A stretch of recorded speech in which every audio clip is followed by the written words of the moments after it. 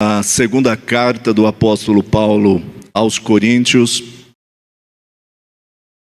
no capítulo de número 3. Segunda carta do apóstolo Paulo aos Coríntios, no capítulo de número 3. Vamos ler a partir do versículo de número 1 até o versículo de número 18. Do versículo 1 ao versículo 18. No versículo de número 1, me acompanhe nessa leitura, se puder mesmo, assentados. Diz assim: porventura começamos outra vez a louvar-nos a nós mesmos? Ou necessitamos, como alguns, de cartas de recomendação para vós, ou de recomendação de vós? Vós sois a carta, ou a nossa carta, escrita em nossos corações, conhecida e lida por todos os homens. Porque já é manifesto que vós sois a carta de Cristo, ministrada por nós e escrita não com tinta, mas com o Espírito do Deus vivo, não em tábuas de pedra, mas nas tábuas da carne do coração. E é por Cristo que temos tal confiança em Deus, não que sejamos capazes por nós de pensar alguma coisa como de nós mesmos, mas a nossa capacidade vem de Deus, o qual nos fez também capazes de ser ministros de um novo testamento, não da letra, mas do Espírito, porque a letra, ela mata, e o Espírito vivifica. E se o ministério, ou ministério da morte, gravado com letras em pedras, veio em glória de maneira que os filhos de Israel não podiam fitar os olhos na face de Moisés, por causa da glória do seu rosto, a qual era transitória. Como não será maior glória o ministério do Espírito? Porque se o ministério da condenação foi glorioso, muito mais excederá em glória o ministério da justiça. Porque também o que foi glorificado nessa parte não foi glorificado por causa dessa excelente glória. Porque se o que era transitório foi para a glória, muito mais é em glória o que permanece. Tendo, pois, tal esperança, usamos de muita ousadia no falar.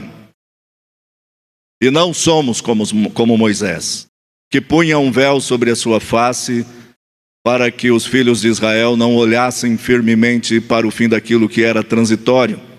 Mas os seus sentidos foram endurecidos, porque até hoje mesmo o véu está por levantar na lição do Velho Testamento, o qual foi por Cristo abolido.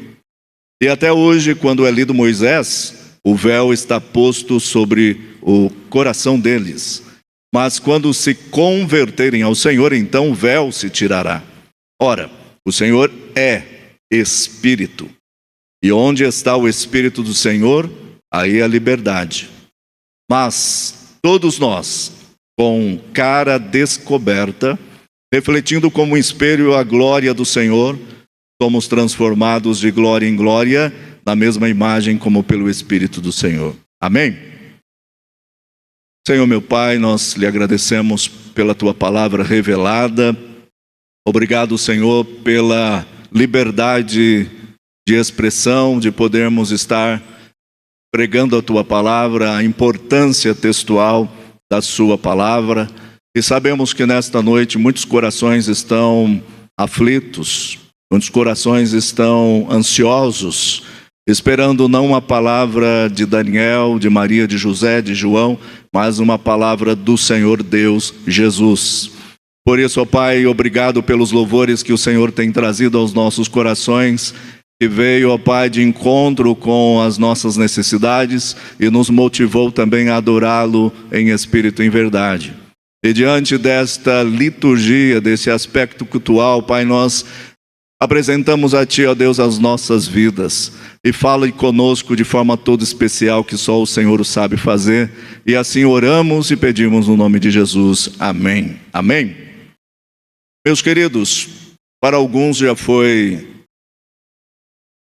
ligado a informação de que esse texto, eu já preguei sobre esse texto. No ano de 2022, em outubro, eu trouxe numa quarta-feira aqui uma parte desta palavra, desse ensino, falando sobre o desvanecimento do brilho da glória. Onde eu apliquei aqui, diante do texto, da exposição textual, que nós estamos vivendo um período muito delicado da igreja, onde a igreja ela está sendo sustentada por aquilo que não suporta o peso da igreja. Com palavras vazias, narrativas, com simulacros da glória, teatralizações da glória. Porém, hoje queria estar dando continuidade a esta fala, mas trazendo não só a expressão prática do brilho da glória, o brilho da presença de Deus, o brilho da revelação de Deus, o brilho daquilo que é Deus para as nossas vidas, mas também o aspecto interior, na vida do ser humano, o que é que isto representa para nós, o que é que isso faz na minha vida e qual o meu dever diante desta realidade. E sabendo disso, hoje nós vivemos uma teologia liberal ou liberalismo teológico, onde a igreja pode perceber que existe uma agenda gospel, uma agenda onde muitos estão sendo educados, catequizados na educação cristã por uma agenda gospel.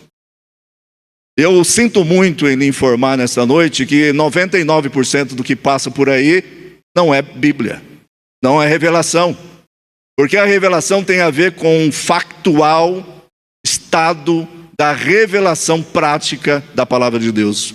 Nós chamamos isso não só de ortodoxia, mas também chamamos disso de ortoprática, aquilo que é correto e eu pratico. Esta é a verdadeira essência de uma igreja verdadeira. A igreja verdadeira é aquela que é ortoprática, ela pratica aquilo que é revelado, e nós acreditamos que é a substância, é um axioma, é fundamental para que a igreja venha permanecer até a volta de nosso Senhor e Salvador Jesus Cristo. E diante desta implicação, desta verdade, nós absorvemos um poluir das nossas mentes através daquilo que vemos e ouvimos. Mas não podemos negar a nossa característica pentecostal. Amém? Dá até medo de falar isso hoje. Nossa característica pentecostal. Irmãos, não se engane. Houve um movimento na Europa, século XVIII, século XIX, um movimento forte, com um pujante movimento da teologia reformada. A teologia reformada entrou de forma muito pujante, transformadora. Houve resultados positivos, aonde se agregou-se muito conhecimento do texto, da revelação, e de uma forma normativa e prática se faziam as suas liturgias cultuais e Deus se manifestava de forma pronta e ativa, curadora e sobrenatural naquele espaço, naquele meio de atuação cultual. Porém, com o tempo foi se permitindo algumas teologias não corretas, e permita-me dizer que tudo tem a ver com a teologia correta. Se a teologia não for correta, estamos apenas num lugar de reunião social, de interação, de convívio interpessoal, mas não é um culto, não é uma aplicação dedicada ao Senhor, que merece toda a honra e toda a glória, como nós cantamos aqui anteriormente. A Deus toda a honra, toda a glória, todo louvor, Ele está entronizado, só Ele é glorificado, só Ele é entronizado, só Ele é Deus, só Ele é Senhor, só Ele é soberano, só Ele sabe de todas as coisas, e por isso nós devemos adorar só a Ele, mais ninguém. Mas se não houver essa compreensão, se perde a verdadeira objetividade do culto.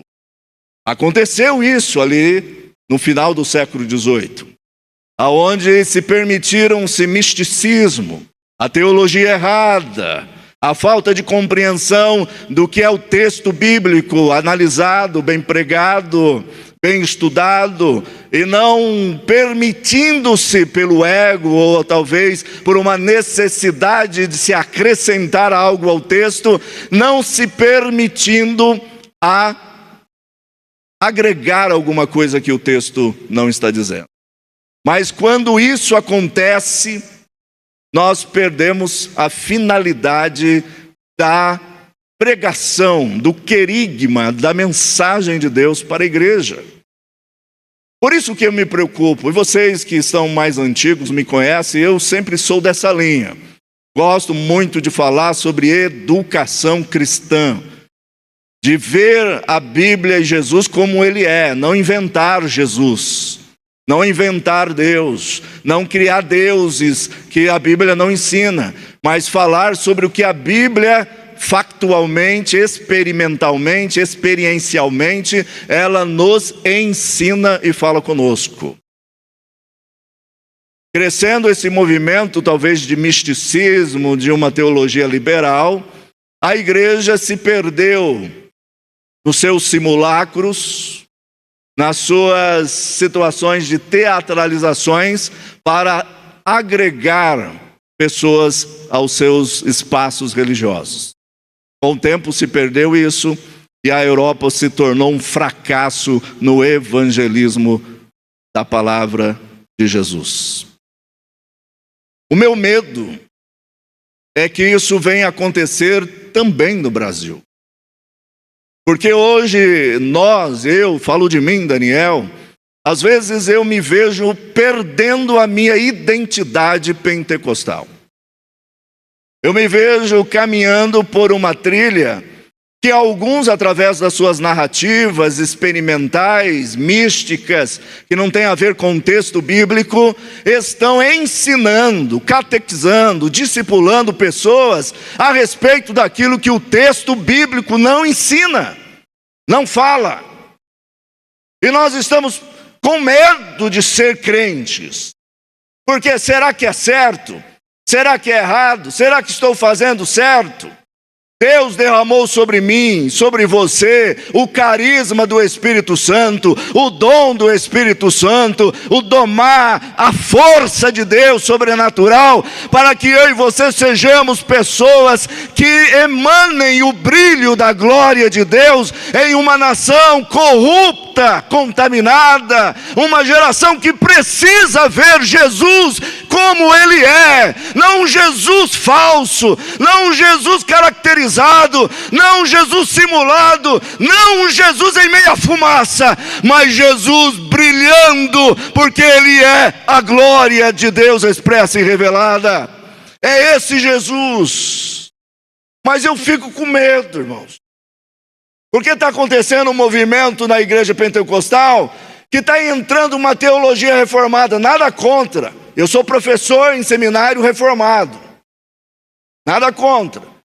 Mas quando o pentecostal resolve ser reformado, a coisa começa a ficar séria. Porque pentecostal é pentecostal, reformado é reformado. E todos juntos analisamos o texto bíblico e adoramos e vamos nos encontrar no céu. Mas saiba do seu nicho, do seu espaço quadrado, porque Deus te chamou para ser quem você precisa ser no movimento pentecostal. Aí fica inventando historinha. Eu fico meio engasgado, eu me policio para falar um pouco sobre isso. Porque eu fico meio engasgado. Porque tem muita gente, e aí acaba, irmão, sai do meio pentecostal, vai para um reformado, do reformado vai para um avivado, de um avivado vai para um tradicional, daqui um pouco está desviado. Porque nada está bom, porque nada o alimenta. Ele se tornou, aí um evangelho de fariseu, se tornou uma pessoa sem sentido espiritual, nada presta. Nós somos pentecostais, nós experimentamos o poder de Deus, nós experimentamos aquela sensação que só quem experimentou pode dizer: eu tive uma experiência com o brilho da face da glória de Deus, e ela através de mim gera uma situação de movimento para a igreja.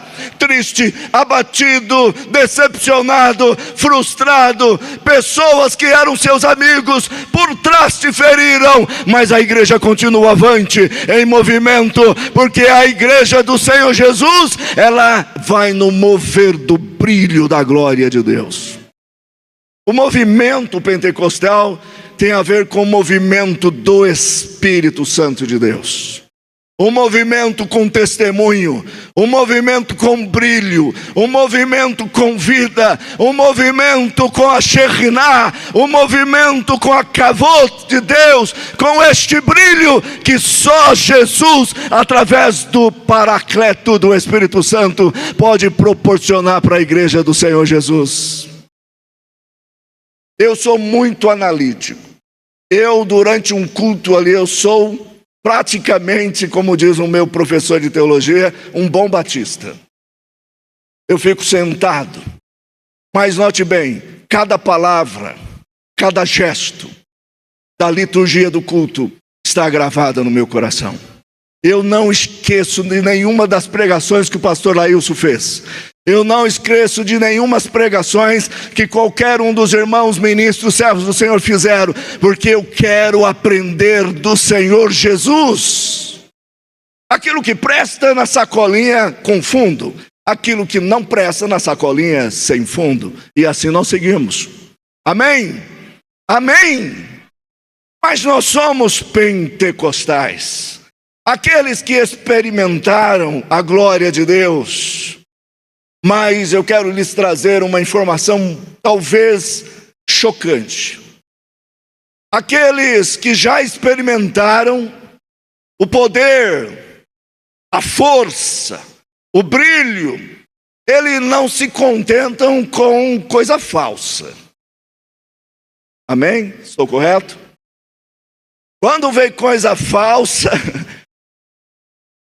tem gente que até peca. Eu acho que eu sou um deles. A gente exagera um pouquinho na ira.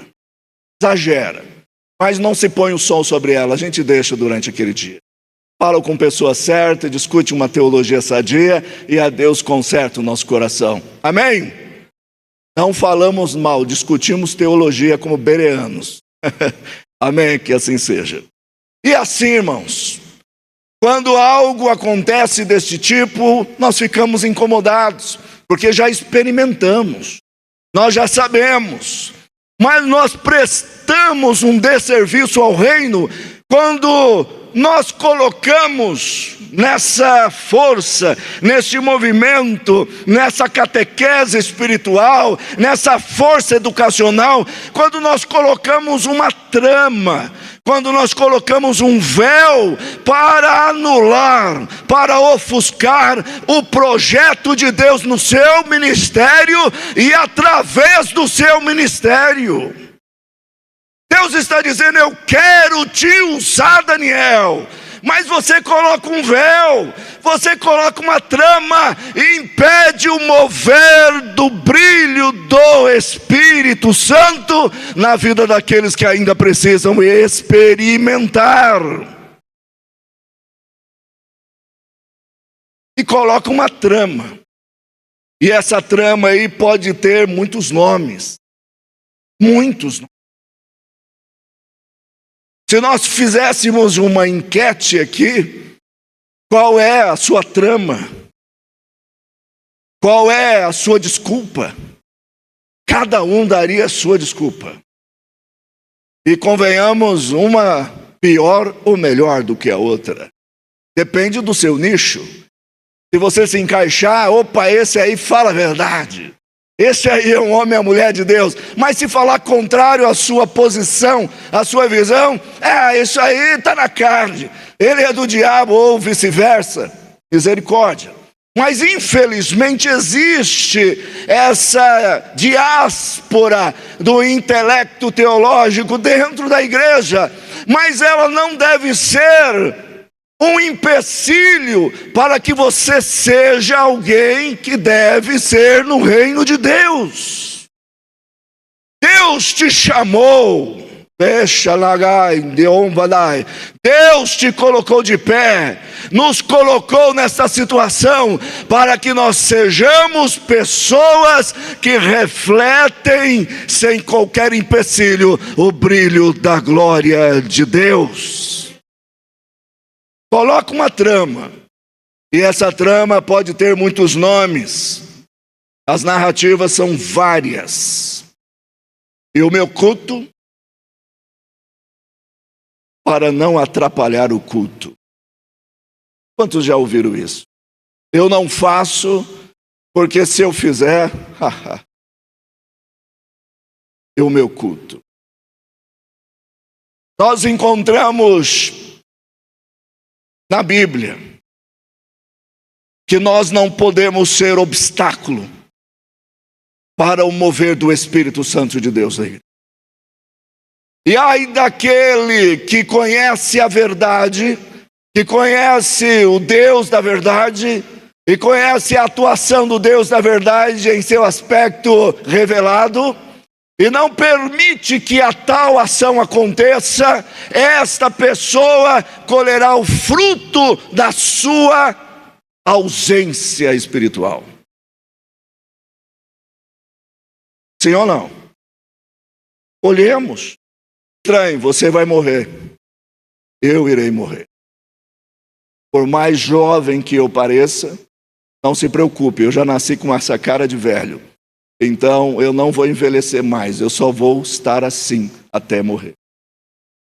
Como minha avó era uma espanhola toda enrugada, o olho caía assim, só via a bochecha de tanta sobrancelha que ela tinha. Uma avó querida morreu aos 94 anos, uma espanhola. Aí eu falei esses dias, eu vou fazer uma análise da nossa árvore genealógica, porque provavelmente somos judeus também, né? Porque minha avó vem também dessa diáspora e, e deve ser.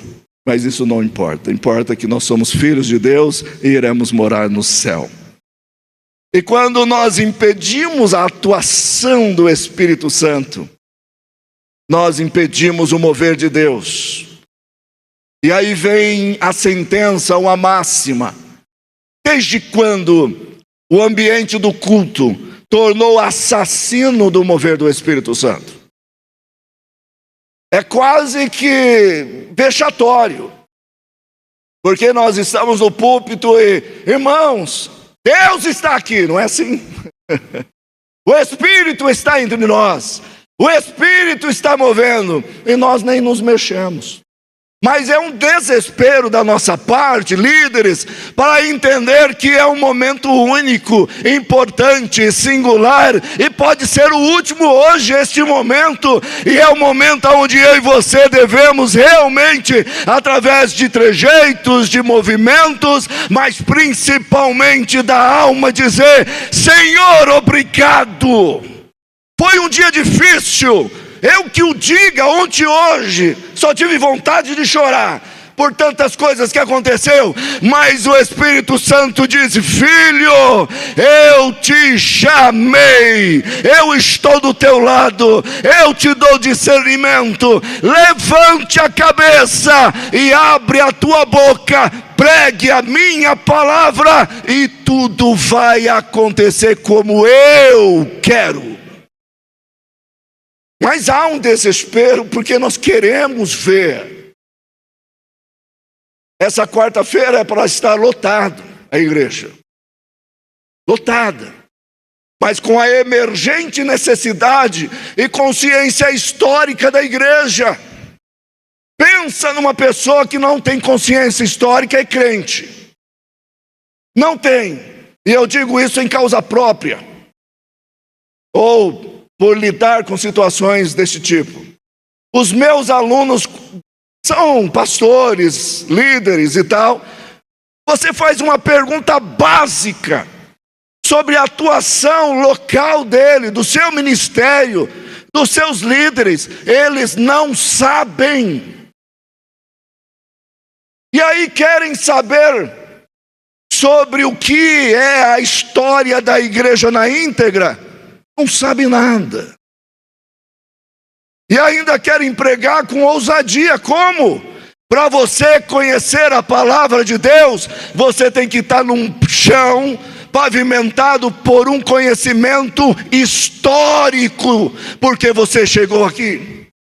Se eu estou aqui, nós estamos aqui porque estamos sobre ombros de gigantes, de pessoas que lutaram, de pessoas que morreram, de pessoas que passaram fome, de pessoas que foram onde ninguém queria ir, de pessoas que foram cheias do Espírito Santo, negligenciaram o conforto, o luxo, tudo para que eu e você estivéssemos aqui hoje.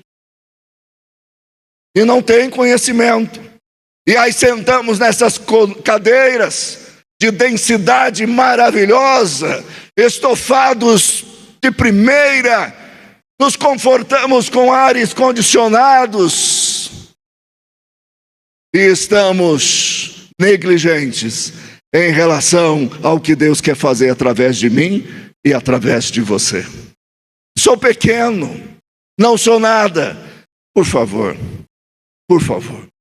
pare com isso. Por amor de Deus, pare com isso. Deus tem o tempo, e o tempo é kairos, é o tempo dele, para todas as coisas. Às vezes sentamos, mas por quê? Não. Fique lá com as suas questões, mas saiba que Deus está no controle de todas as coisas, e o tempo determinado, pontual, o tempo de Deus, o tempo oportuno, vai acontecer na hora que Ele quiser. É na hora dele, mas não negligencie. Não faça o ambiente do culto um assassino do mover do Espírito Santo. Ora, Paulo escreve a Timóteo na segunda carta, no capítulo de número 1, no verso 6. Segunda carta a Timóteo, no capítulo 1 e no verso de número 6.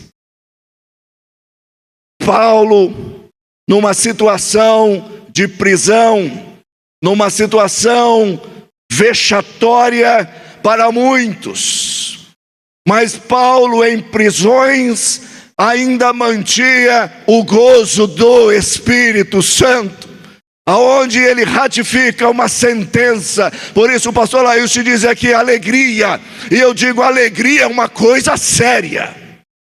Alegria é uma coisa séria. O mundo hoje está perecendo porque não tem alegria. Alegria não é sorriso amarelo.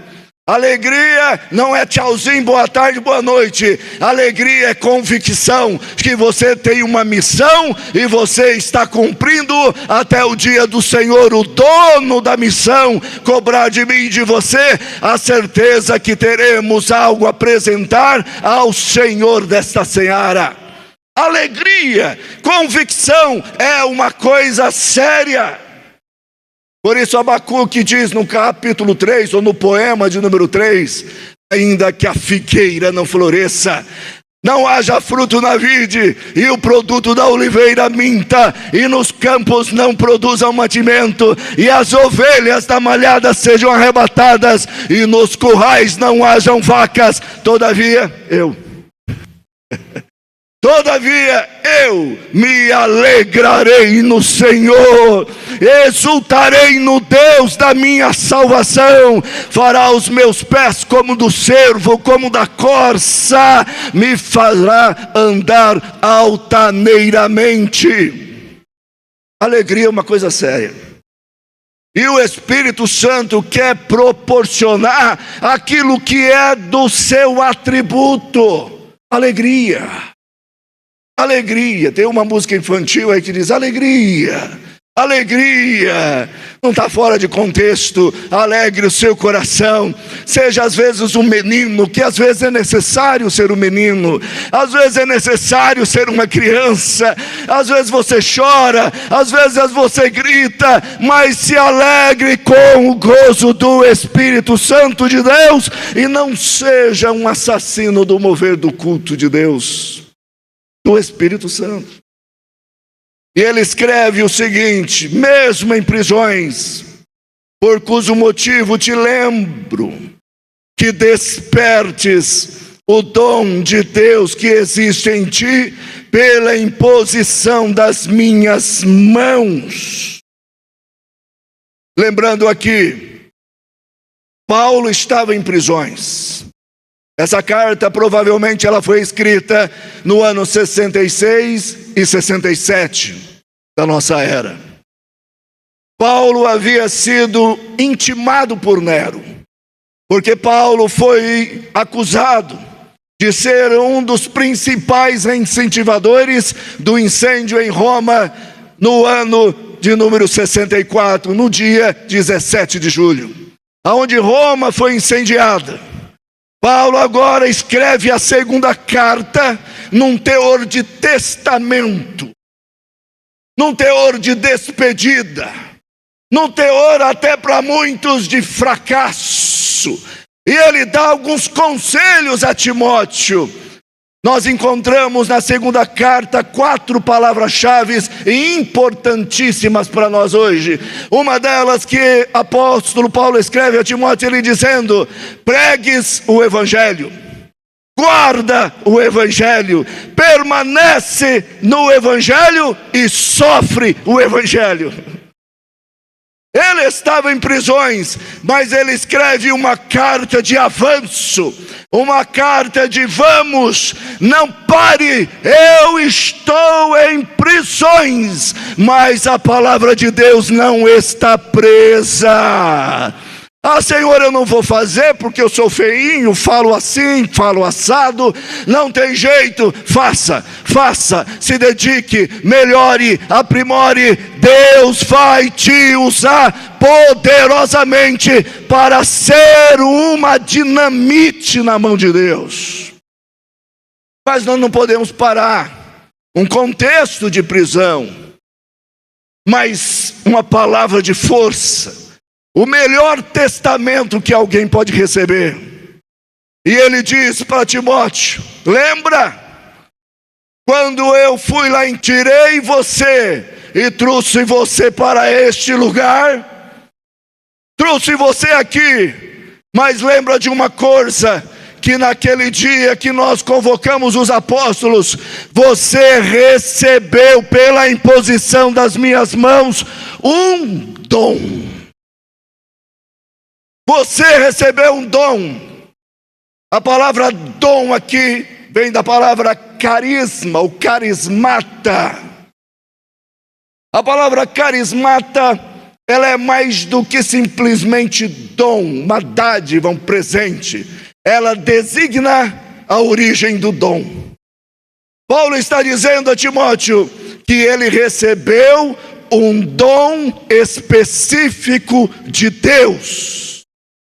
E acreditamos através de texto, analisando o contexto, que este dom era dom de governo e de ensino.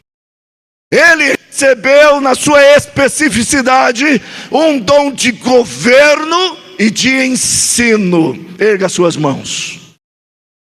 Tem um dom nas suas mãos. Um dom específico que Deus colocou só nas suas mãos. Deus entregou nas suas mãos este carisma, este domar, este poder, para que você desperte este dom. Traga memória, lembre disso. Há muita teologia errada onde você está, Timóteo, eu sei disso. Há muitos que estão te apunhalando pelas costas, Timóteo, eu sei disso. Há muitos que vêm com pregações aí que não tem a ver com o evangelho que eu te ensinei, uma doutrina apostólica. Eu sei disso, Timóteo. Eu sei o que você é, Timóteo, também, porque naquele dia eu sei a fé que estava na sua família, e a fé que estava na sua família está em ti também, Timóteo. Então ergue a cabeça. E eu já falei aqui, escola bíblica dominical, é bom lembrar. A palavra despertar vem da palavra anasopureo, anasoporô. A palavra anasoporô tem a ver com o ato de atiçar uma chama em meio às brasas. Atiçar o fogo. Convenhamos, irmãos, às vezes nós estamos apenas como brasas. Mas Deus está dizendo: eu quero ver chamas. Eu não quero ver apenas brasas, porque é a chama que traz a luz, é a chama que traz a clareza, é a chama que elucida, é a chama que mostra, é a chama que revela, é a chama que purifica, é a chama. Atiçar, despertar.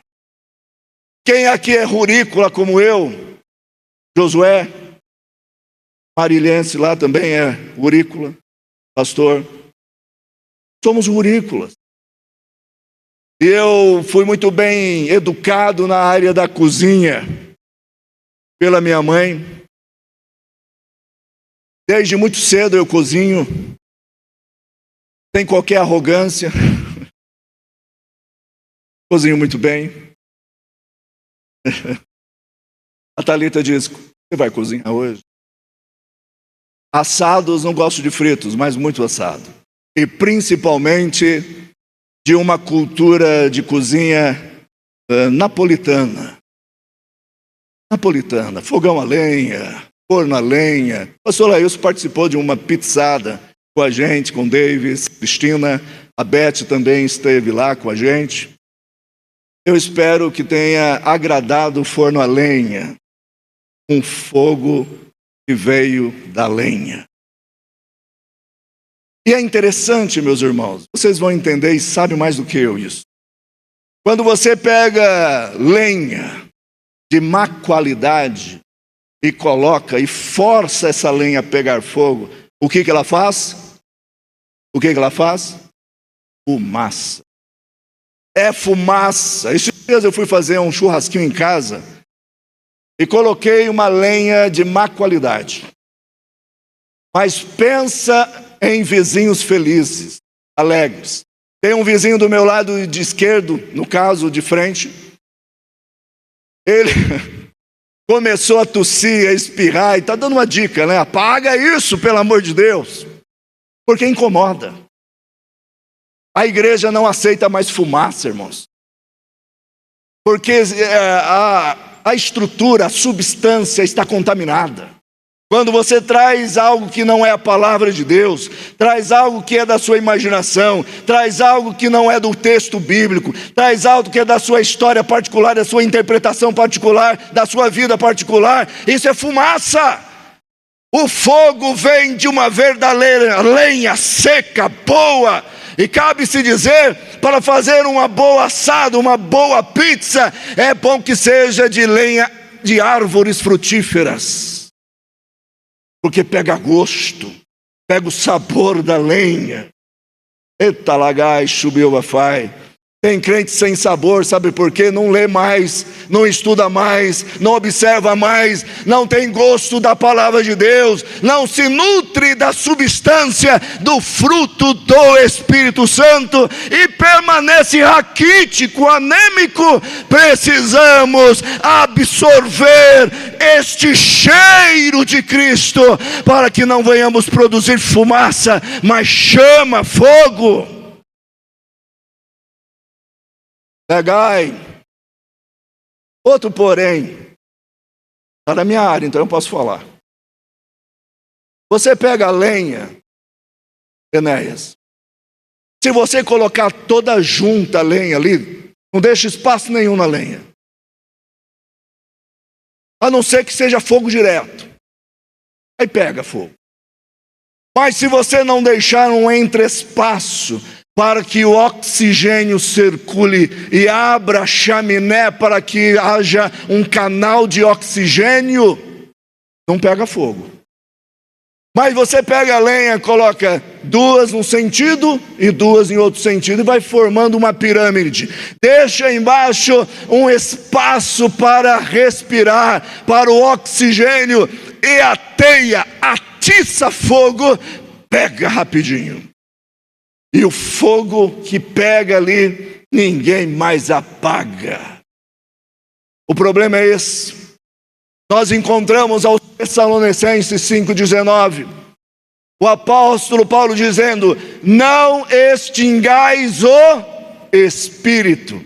A palavra extingais aqui é suprimir, sufocar, não se importar, não dar espaço para o Espírito operar.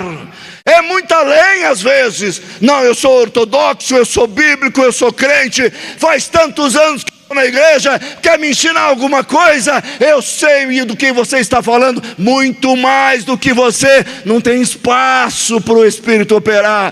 Mas quando você dá espaço, vem o oxigênio do Espírito, o sopro do Espírito, atiça a primeira fagulha de brasa, de chama viva, ou de algo fumegante, e vai até esse fogo nessa lenha boa. E aí, meu amigo, é só fazer um bom prato, porque Deus nos dará o alimento, Deus nos dará a palavra, Deus nos dará a prosperidade bíblica que nós precisamos e almejamos. Amém?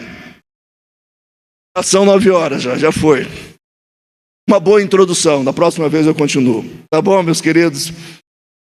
Não deixe a chama do Espírito apagar. Precisamos desta chama do Espírito Santo. A lenha, ela tem que ser boa. A lenha não pode ser contaminada. A lenha tem que ser natural. No nosso caso, sobrenatural. Se essa lenha vem com resquício de produtos sintéticos, químicos, ela vai produzir uma substância tóxica e pode até causar mal. Muita coisa por aí tem sido tóxica para a igreja, mas ela vem de forma inexpressiva, andando como crente, vestida como crente, falando como crente, até melhor do que crente. Ela vem na sutileza, mas é tóxica. Ela vai te fazer mal. Em nome de Jesus, receba a substância da palavra de Deus em minha vida, em sua vida, para termos o dom do discernimento e dizer: está escrito? Está. Amém. Não está escrito? Seja reprovado. Porque a palavra de Deus aprova e reprova se está ou não contaminado. E lembre bem, o Espírito Santo é santo. Hagio, santo, não há contaminação, não há mistura, não há nada que acrescente a ele, porque ele é um ser absoluto, ele é Deus. O Espírito Santo, né, Shubiovafai, não aceita mistura na igreja. O Espírito Santo, ele quer algo que ele possa receber. Se não for puro, se não for autêntico, se não for santo, ele não recebe. Porque o Espírito é santo. E às vezes recusamos essa dialética, essa temática, essa sentença, pastor Ivan. Esquecemos que o Espírito Santo é santo. Quantas vezes eu, Daniel, cometi erros, não respeitando a presença do Senhor Deus, Espírito Santo, e quis misturar alguma coisa. Lá no passado, muito jovem, nas minhas expectativas teológicas, eu achava que o Espírito Santo ia aceitar qualquer coisa, e pregava qualquer coisa. Mas quando eu saía do púlpito, eu saía parecendo um caminhão carregado de coisa podre, porque fazia coisa errada. Mas veio o Espírito Santo: eu vou te ensinar, eu vou te educar, eu vou te mostrar. Hoje eu erro sim, mas eu procuro não errar mais quando o Espírito Santo indica, está errado, não fale isso, não prejudique a minha igreja, não prejudique a minha obra, não prejudique, não assassine o culto, porque eu sou o Deus do culto. Que Deus abençoe, que Deus abençoe, que Deus tenha misericórdia da minha vida, da nossa vida, e sejamos quem precisamos ser. Brilhe em nome de Jesus, que a chama venha, uma chama translúcida, purificadora, e que venha revelar a obra de Cristo nesta humanidade perdida. Mas você é quem precisa ser no reino de Deus? Vamos embora com essa pergunta.